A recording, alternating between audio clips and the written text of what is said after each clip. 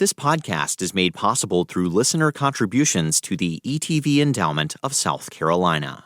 And the Florence County Museum, presenting Edward Gay, an American landscape painter, chronicling Gay's evolving style amid the turn of the 20th century and his unique connections to South Carolina and the National Academy of Design, now through February 23rd. flocomuseum.org. And Meadow Garden, home of George Walton, one of the youngest signers of the Declaration of Independence. Open for tours Monday through Friday, 10 to 4. Learn more at historicmeadowgarden.org and visit augusta.com. From South Carolina Public Radio, this is Walter Edgar's Journal.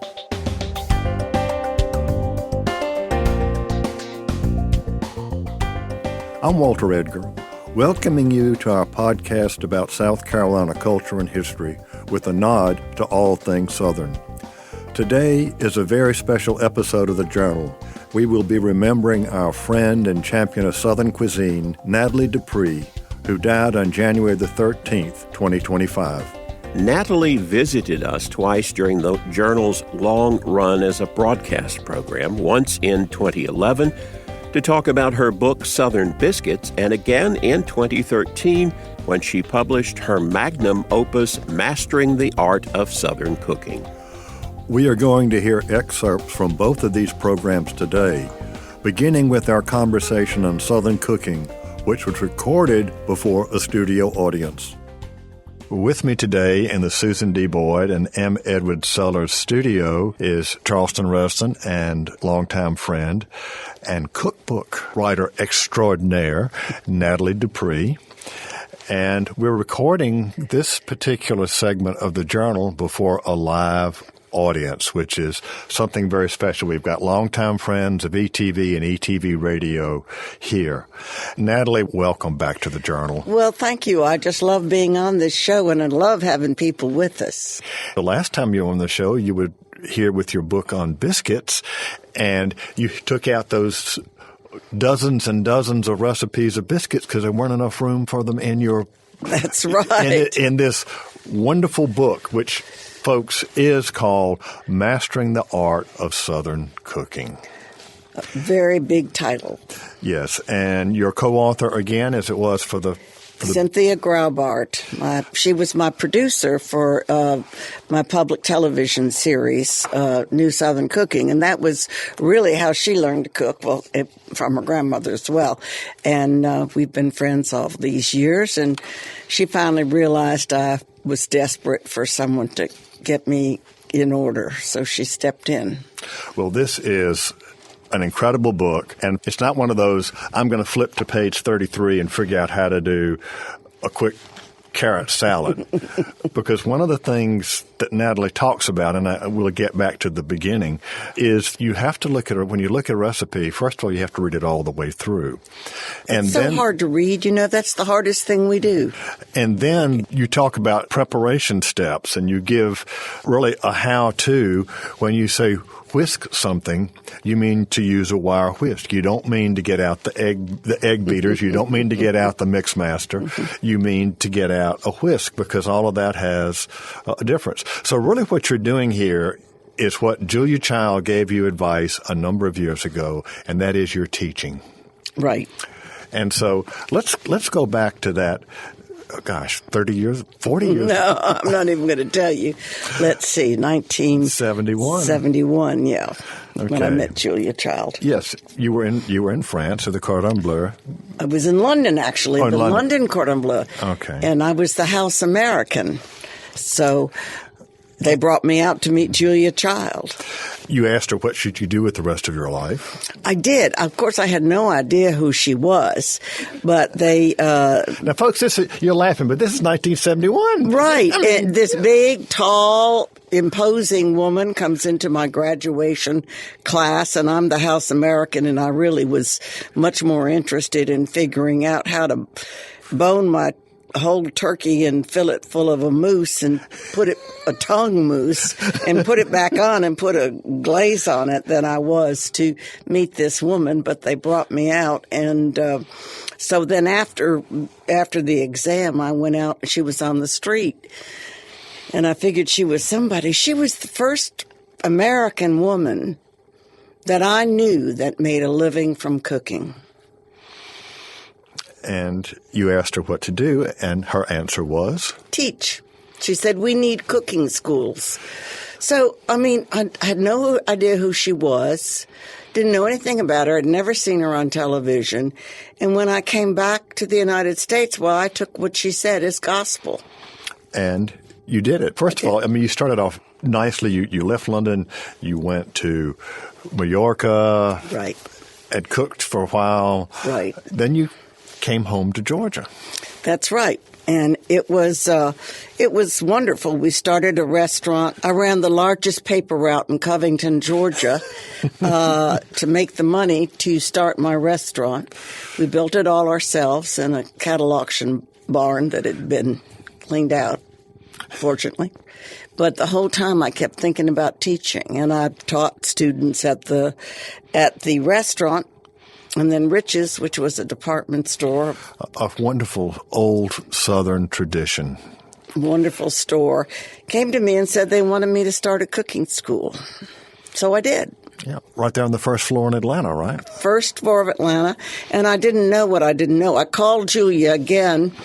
Called her from a payphone booth in Cambridge or somewhere, trying to locate her. And she was always in the phone book. You know, Julia Child was always listed in the phone book under Paul's name, but I had met Paul too. And so I called her and I said, well, you told me to start a cooking school 2 or 3 years ago, whenever that was, and I'm ready now. And what kind of a cooking school? Or I said, can I come speak to you? And she said, what do we have to speak about? And I said, well, it's this cooking school you told me to start. So then she said, well, she thought I should have a full participation cooking school. And what do you mean by full participation? It means that I told Rich's I wanted 18 stoves, so that every 2 students had a stove, and I would have up to 32 students a class, but I never really had that many. But over the years, you did teach thousands. I taught thousands. I did. Some of them were demonstration, however, but it was usually more like 28 students. That, in turn, led you to meeting your co-author and to your TV show on PBS. Well, actually, it was interesting because after 7 or 8 years, I started writing for a lovely magazine called Brown's Guide to Georgia. And the publisher editor there suggested that I start doing a series on Southern cooking. And my first one was on biscuits because the flour is different and flours were a challenge and so forth for so many people. Well, let's talk about that because some folks just think, well, they just go to the grocery store and buy flour off the shelf. But we in the South have been using a different kind of flour if we have old-fashioned Southern flour, right? Absolutely, because our summers are too hot to grow wheat. So we have what's called winter wheat, which is a shorter gluten strand. It's a more tender, softer flour, and it's like a pastry flour, if you will, but not quite that soft, but close enough to make an example. And it is much better for biscuits and pie crusts and the northern flours are they're hearty and they're good for stretching and making yeast breads. But they're not very good for making pie crusts and biscuits, no matter what they tell you. Okay. So I wrote about the difference in flours, and then the flour company vice president kept popping into the cooking school to see what I was doing. And then finally they came to me and asked me to start a public television show. And I must be the only person that ever had an underwriter, sponsor, whatever you call them in these days, come to you and say, well, now we'd like to give you, I think it was couple $100,000 to do a television show. They came to you, and particularly for television, that's a lot more expensive than radio. Yes. It just seems like one thing led, you started cooking in this little restaurant near Social Circle, Georgia. That's where she started out. Midway between Social Circle and Covington, across from the Tri-County Cattle Auction Barn at Hub Junction, the site of the world's largest rural bus station. Well, it was an important time for me because there were no grocery stores close by, and I had to grow everything, and I started getting to know the farmers, and the first article I was ever asked to contribute to was Family Circle, and so they wanted a meal for four for under $5 or something. So I suggested sweetbreads because, you see, we were across from a cattle auction barn. There was a place that gathered all the sweetbreads.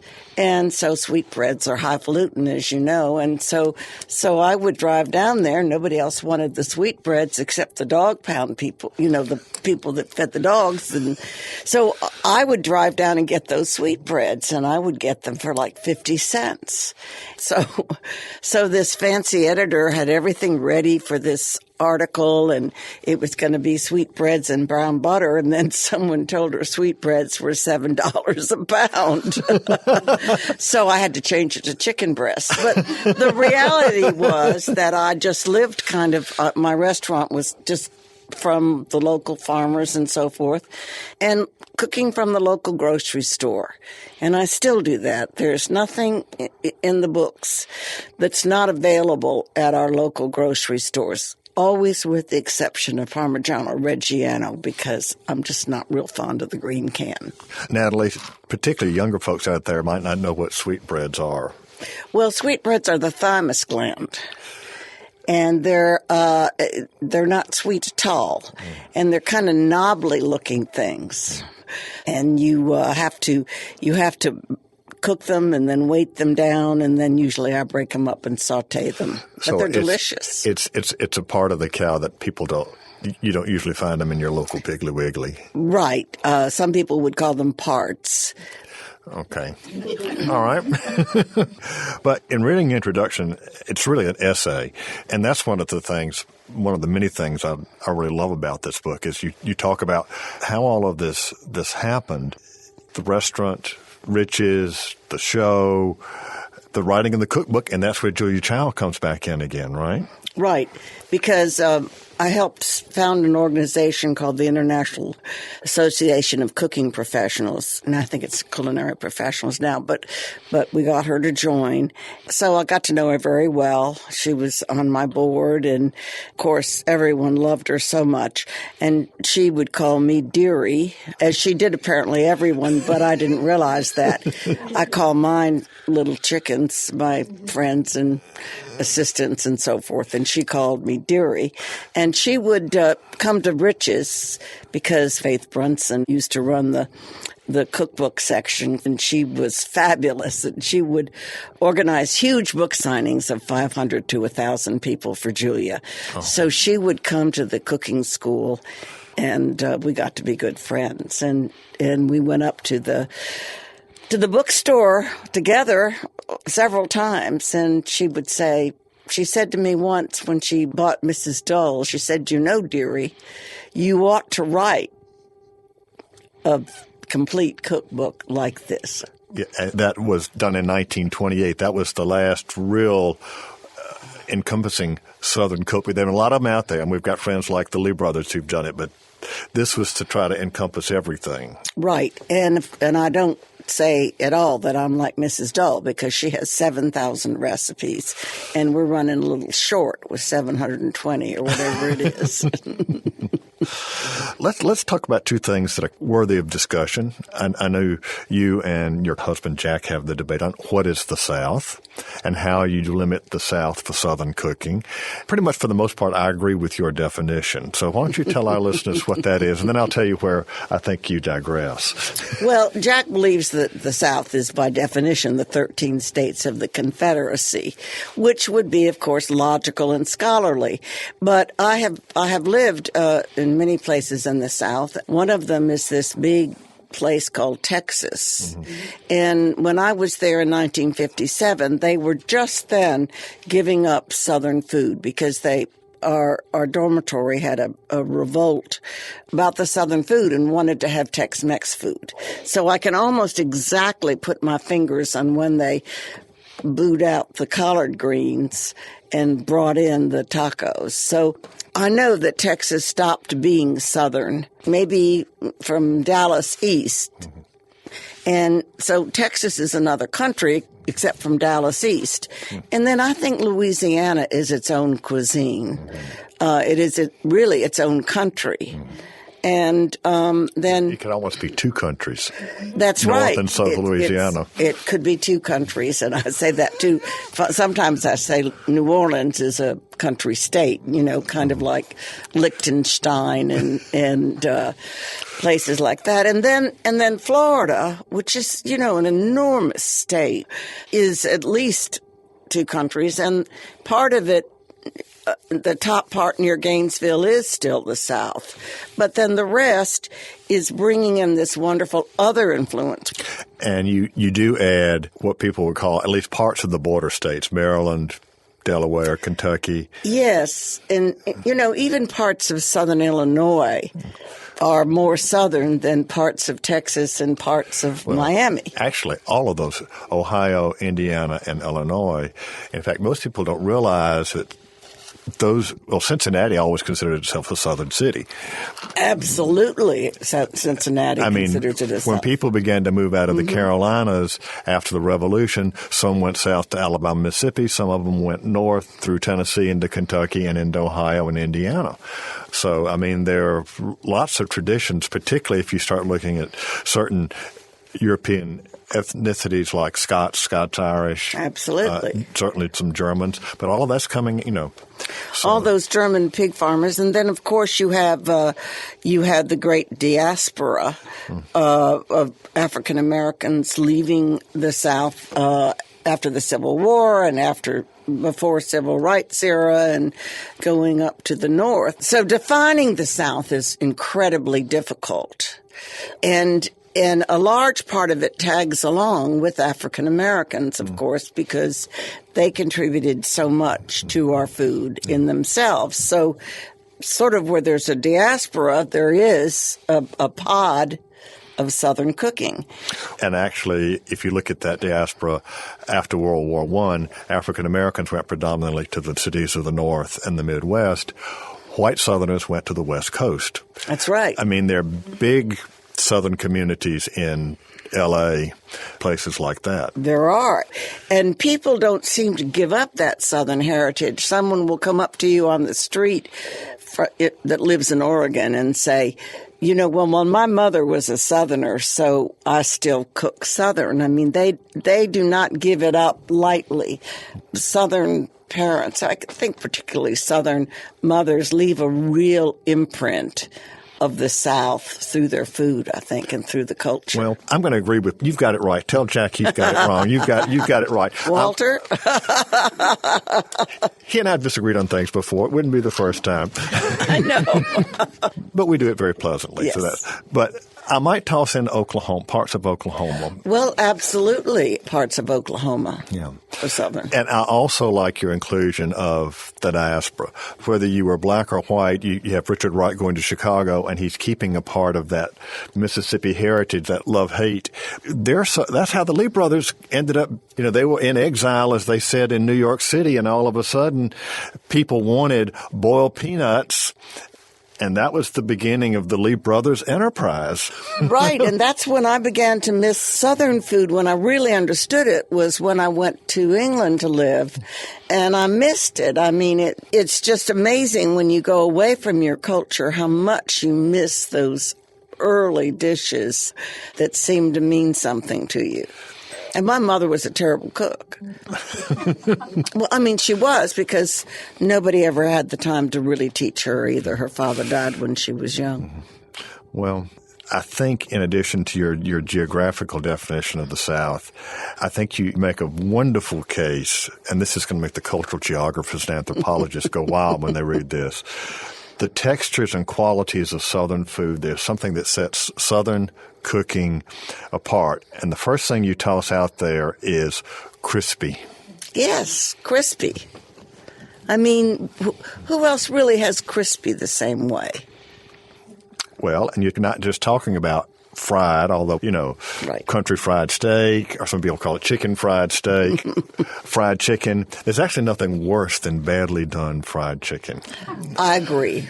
But that's not anybody's fault anymore because they make these humongous chickens. You can't even get a whole chicken in a frying pan anymore. Well, you can't. That's it, and I get into that because people consider themselves failures because they can't fry a chicken when their mothers fried a 2.5-pound chicken and they're trying to fry a 5-pound one. Well, I was going to say that if you get a 2-breast package at the Piggly Wiggly, that might weigh 5 pounds. Absolutely. It's just mind-boggling. Yeah. So. But the other thing is how people also want to put a batter. I mean, they want to put this thing that's about an inch thick, and then by the time you get to it, it's cold and it's greasy and, it's splintered off and fallen on your lap. Yes. Yes. But you've got the recipe in here, and you tell people how to properly prepare even the Mae West chickens for proper frying. Right. But part of it is buying a whole chicken and cutting it up yourself. Because once again, if you buy a package, let's say you buy a 3.5-pound package because it says 2.5 to 3.5 pound chicken, you're just going to get a leg and a breast. And that one is going to be, it's kind of like frying you and me, Walter. We're going to fry differently, You're long and lean, and I'm shorter and wider, as it turns out. And so something shorter and wider is going to take a lot more time than something long and lean. And the other piece that's missing today, and I actually did this with the chicken when my girls were growing up, the pulley bone, the wishbone. Absolutely. You got to have a wishbone. And the way to cut that is to cut it, of course, which is the Southern way. And all of this makes sense in terms of the South because we had large families. You had one chicken for Sunday dinner, unless you were very affluent, and it wasn't every Sunday. So you had to cut that into as many pieces as you could. So you wouldn't just cut it into 2 breasts, or 2 sides of a chicken chest. You would cut it into 3, one going across with the pulley bone, and then 2 beneath it. So we talk about that too in there because the manner of cutting up chickens in the South was different. And actually, you talk about manner. 50 years ago, they would never have referred to it as breast. It would have been white meat. Absolutely. There are some words you did not say, but I really haven't stressed that in this book. My grandmother never referred to a chicken thigh. It was always the second joint. Oh, it's so true. Well, that's sort of Victorian, too. Yeah, I know. Yes. Well, I mean, bless her heart, she died in 1966 at 86. So, I mean, she was a Victorian lady. Right. But crispy doesn't just mean frying, because we think about Southern food, fried fish, and our French fries are different. But anyway, crispy refers to the fact when you bake a chicken, if it's done right, it has that nice crispness, which, by the way, I love to peel off. Doesn't everybody? And of course, I like the last part of the chicken that goes over the fence that's still on the chicken. That to me is one of the nicest little parts with a crunch and a crisp. And I like the back in the back. Yeah. Where there's an oyster. That's the best part. Okay. Natalie, we were talking about qualities and textures of Southern food, and the first thing you toss out there is crispy. Right on the heels of that is flaky. Right. Which has to do with biscuits, pie crusts, and it's not just flour. You got to use lard. Well, yes, and lard was a very important part of the Southern cuisine. Once again, it's really kind of peculiar, Walter, because everybody for years made fun of our using lard so much, or of cooking our vegetables with fat back or streak of lean, sometimes because that was the only meat you had all week or certainly all day. We didn't eat meat every day unless you were very affluent. Certain kinds of middle-class people did, I guess, or upper class, but certainly everyday people didn't. But now there's this thing that they're calling pork belly that they're serving. Now, that's what we would have called streak of lean. And they're taking that whole big piece and sauteing it and giving or broiling and giving it to someone. But mind you, they throw off on our vegetables and say they're greasy, where that all made sense because you could save all of that good nutrition from that meat and that fat, which farm workers needed to give them energy. We have so many bad words. It's not just substituting white meat, but fat has become a dirty word in our society. And yet, if you have a modicum of it and a modicum of good flavor from the meat, your vegetables and all those juices, all of that gives you nutrition. Well, and if you were cooking your turnip greens properly with that piece of fat, then you've got the pot liquor at the end, and that is nutritious in itself. Which is what the beans have too. Yeah, it's so nutritious for you, and it makes another meal. Yeah, and you put it over cornbread. Absolutely. Yes. And cornbread has a crispy. I was going to say that before.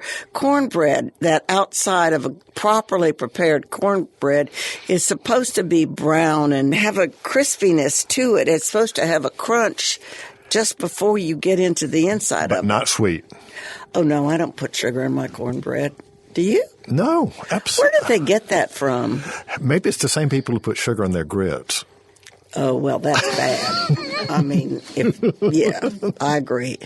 I didn't know anyone did that, but don't tell me about it. What I don't know doesn't hurt me. Then you get to sweetness, and you talk about that iconic Southern drink, Coca-Cola, about how it was used in cooking. You've got a biscuit recipe with Coca. You've got Coca-Cola biscuits. I do. I have a lot of recipes with Coca-Cola. Every cuisine uses what's handy. And some people would put coffee in their country ham. Somebody that would drink Coca-Cola for breakfast would tip in Coca-Cola. So it just depends on what's there. I'm convinced that Coca-Cola is in many a good barbecue sauce. I remember traditional hams being cooked with the big layer of fat on them, scored with cloves, but then the basting was Coca-Cola.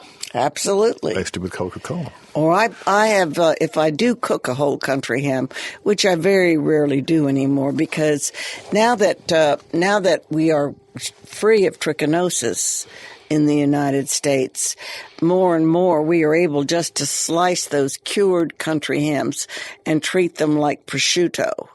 And so that is the way that I have a lot of my country ham, or I just saute it quickly. I don't cook my good old country ham in the oven anymore, but I used to cook it in Coca-Cola. Yeah. It just seems to me that the whole world is coming back.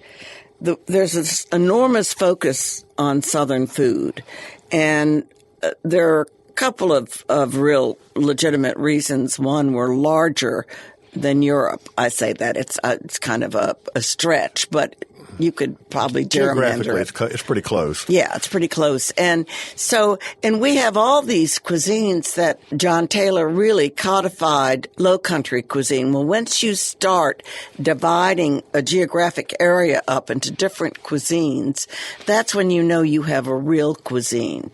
And when you and I laugh and say that Louisiana cuisine, northern Louisiana and New Orleans cuisine are different, and then you talk about low country cuisine, and then Appalachian cooking, and then you talk about, and really the food of Mississippi and Alabama and the ones that come up from that abut Creole and Cajun country really have their own mark, and then Virginian food and North Carolina barbecue. And it's really amazing how many cuisines we have here, because I just foresee a lot of books that Sandra Gutierrez has done a wonderful book in North Carolina on New Southern Hispanic cooking. And it was one of the most brilliant books of last year, because there's a reincorporation of Hispanic food into Southern, where we're absorbing it. I don't think I served Southern cuisine as well as I would have liked to have, but it's an enormous cuisine. Natalie, I hate to say this. Alfred's giving us the wind-up sign. This hour has just gone by so fast, I hardly know where it's gone. Nathalie Dupree, thank you so much for being with us today on Walter Edgar's Journal. Well, thank you for having me here.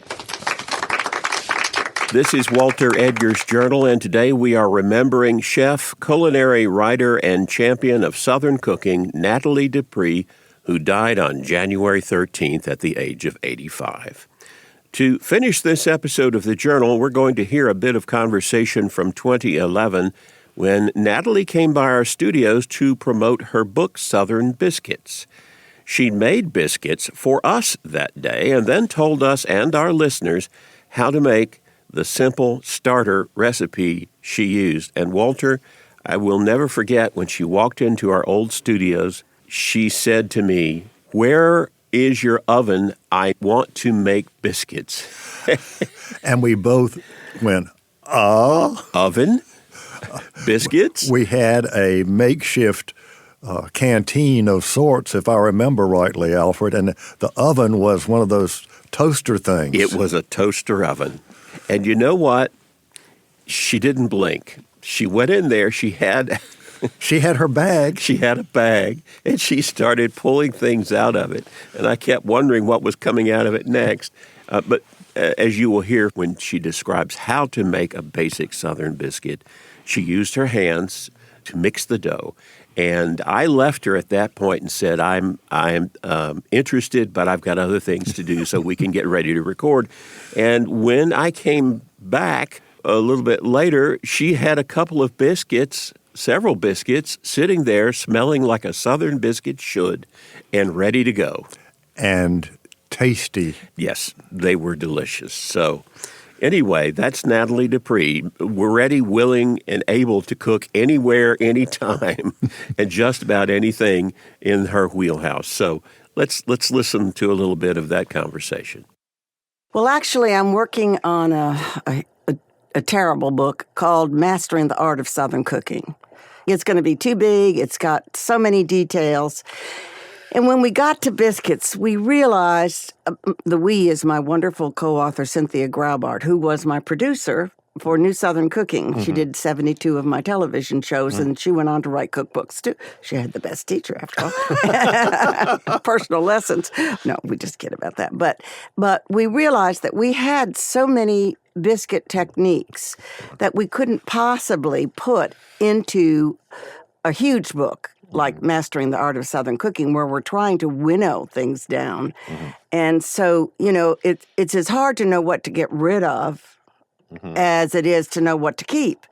So we finally convinced the publisher, with much stamping of feet, that we needed to do a separate book, that this book really deserved its own.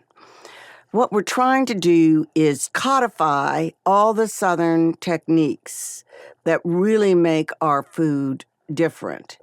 I tried that with New Southern Cooking, but that was also where I was trying to write down everything that I was seeing around me. I mean, all of a sudden, zucchinis were a Southern vegetable, and we didn't see many zucchinis before the 70s, for instance. Yeah. So that was quite a different process. But now, with these biscuits and with the other recipes, I'm trying to teach people as if they never saw anyone do anything at home or even on television. So they didn't learn from grandmother or the family cook. They're just coming at this cold. Right. Every little step makes a difference, from buying the flour to turning the pan in the oven and to how to turn it out of the pan. And then once you understand that, and then you could get a rhythm and you understand it, it's easy. And then you can break the rules. Then you can decide that you'd rather use cold butter, or that you'd rather use lard, or that you'd rather use Coca-Cola. I mean, everything is up to the cook. You can't patent or copyright a biscuit recipe, because the cook, the hands are what make the difference. Now that's very important, because in the illustrations you are talking about it being handled. Right. So before we went on the air, folks, and got in the studio, Nathalie made some biscuits. Very nice enticement. We had everybody from this side of ETV over here sampling her biscuits. But it was a very simple recipe. But let's walk through that recipe from how you put it together to how you made sure that when it would open very easily, you wouldn't have to cut it. Right. And this is a starter biscuit recipe. You can use any liquid in making biscuits. The key to biscuits is self-rising flour, which you can make your own. And we have instructions in there. You got salt and cream of tartar and baking powder, or you can add baking soda. You can, or both. Some people do both. But we like to start with the self-rising flour when you're beginning. If you live in the South, you can start with the self-rising flour. And so you can buy yourself a 5-pound bag of white lily. That's what I suggest everybody do. Or any other, you can do Adler. Adler, I was going to say Columbia. When you look at the side of the package, you have to look at the protein content. I had a very famous man here. He used to be food editor of the New York Times, Rick Flast, and he's written several books with the famous bread man, and I made him go to the Piggly Wiggly with me to look at the array of flours that they have. And they had almost a dozen kinds of flour. And so when you look at the side of the package and you look at the protein content, that will tell you the protein content of the flour. And protein is gluten. Mm-hmm. And that is what makes the strands in a flour product, so that when you have a bread, it's long. Well, when you're making biscuits, you don't want strength in your protein. And because we used to grow winter wheat, we could grow wheat better in the winter than the summer because it's so hot here. Then it was what was called by the North an inferior flour, but to us, it's our secret. Mm-hmm. So you have to look, a low protein, buy the lowest protein flour on the shelf. Okay. And then, preferably you buy that package then in self-rising flour, which will be even lower gluten because it's got some the additives of baking powder and so forth in it. All right. So you go home and you get your bag of 5-pound bag of flour, and you open it up, and you put a whisk in there and whisk that flour because you don't know how long it's been sitting there. Flour used to be lighter when you got it because it was turned over more frequently. Do you sift it? No, you just whisk it. Whisk it, okay. Now you take a big spoon. I use almost a ladle, but one of those big, like a coating spoon is what I call it. You use a big spoon like you get in a set of utensils, and you scoop that flour out and put it into a dry measuring cup. There are 2 kinds of measuring cups, dry and wet. Dry, you level off. Wet, the liquid comes up to a line. Okay. And they each measure differently because of their function. So you get a dry measuring cup, you scoop it in there, you level it off. Then you you could add water. And water would make a biscuit, and you could practice making the biscuit with water. You could add yogurt, in which case you'd need to thin it out with a little milk. But what we did for the easiest one was something that James Beard also made popular. Craig Claiborne did too, I think, which is whipping cream. Mm-hmm. Because whipping cream has the flavor of butter, after all, and the tenderness of butter, but it doesn't make it tough like butter does. Mm. So we added whipping cream. We make a well in the center. We pat out a well in the center. Now you're using a big bowl. Yes, that's the next thing. You measure it in the cup, and then you dump the cup into a big bowl. Southern cooks used to use a biscuit bowl, and it was a wide wooden bowl. Mm-hmm. And I don't know why we thought they used that bowl, but it turns out, after years of figuring this out, that a wide bowl makes it easier to incorporate the other ingredients into it. Okay. So if you were putting shortening in or butter, then it would make it easier to see that it was incorporated.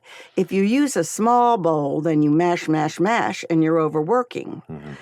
And particularly if you're a man, you get in there with big hands, you can't get it right because it's too small. So get yourself a nice wide bowl. And then add your liquid. But before you add your liquid, you make, and people call it a well. That's another word. There are all these words. Well, make a well. What's a well? I mean, a well, you think of something where you'd have to pack everything together like a little cement around it and then have a hollow. Well, so we don't make a well. We make a hollow. And you pat that flour into the hollow so that it doesn't come rushing up the second you add the other ingredients. And then you add the liquid, in this case, whipping cream, and you swirl it around. You want to make an eddy. You want to make a beautiful circle that goes around and picks up the flour as it goes around in the bowl. And now, are you moving the bowl to have? No, you're not moving the bowl. You're just using your hands. God gave you hands, and okay. So this is. You can use a spatula too. Okay. And you just move that around in the bowl with whatever you have at hand. A wooden spoon would do too, and move it around. What do you do? I use my hands. Okay. Oh, that's fine. That's what I want to know. Yeah. I was hoping I could get you to make some, and I brought you a spatula, but normally I just use my hands. But I'm a mess maker. Everybody knows that. And so I move it all together until it just forms a dough. You don't want it dry. Dryness is the enemy of biscuits. You want a wet biscuit. Now, how wet is something that you have to figure out yourself. Different people use different wetnesses according to the kind of biscuit they want, a drop biscuit or whatever. All right. They sell in cookware stores, they sell these hard plastic sheets for about $2.50. And if you use one of those or wax paper and you put it a little bit over the edge of your counter, it will stop the flour from flying everywhere and make it easier to clean up. So then you flour that surface, depending on how wet the dough is, and you flour your hands, and you pat that dough out. Not roll it, you pat it. Yes, because with bread, you can knead vigorously. But with biscuits, you just want to cozy them up and fold them over. Pat them out and then fold them over. So then you pat them out again. Now, it depends on your dough about how many times you pat it and roll it. And each time is going to give you more layers.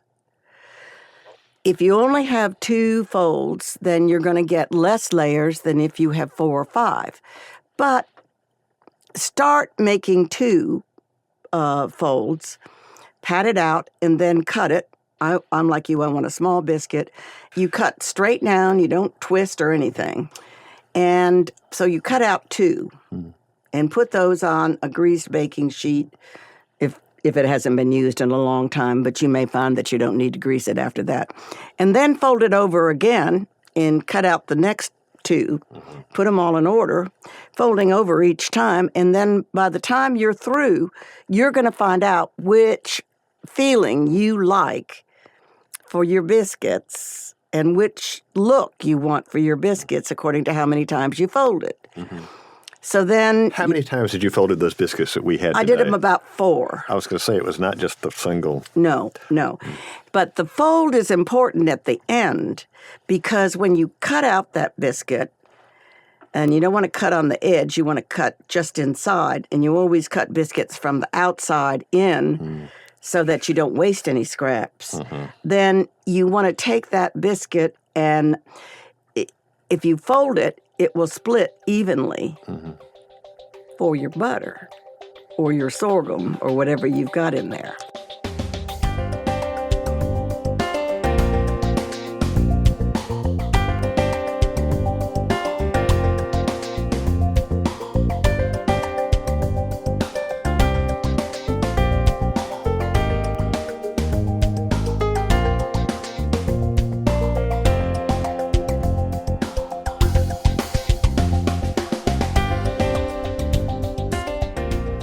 I hope you enjoyed our conversation today.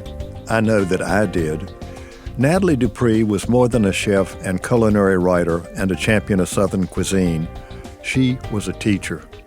She loved to get people who wanted to learn how to make a biscuit, create a souffle, or fry some chicken to roll up their sleeves and dive into the process of making good food.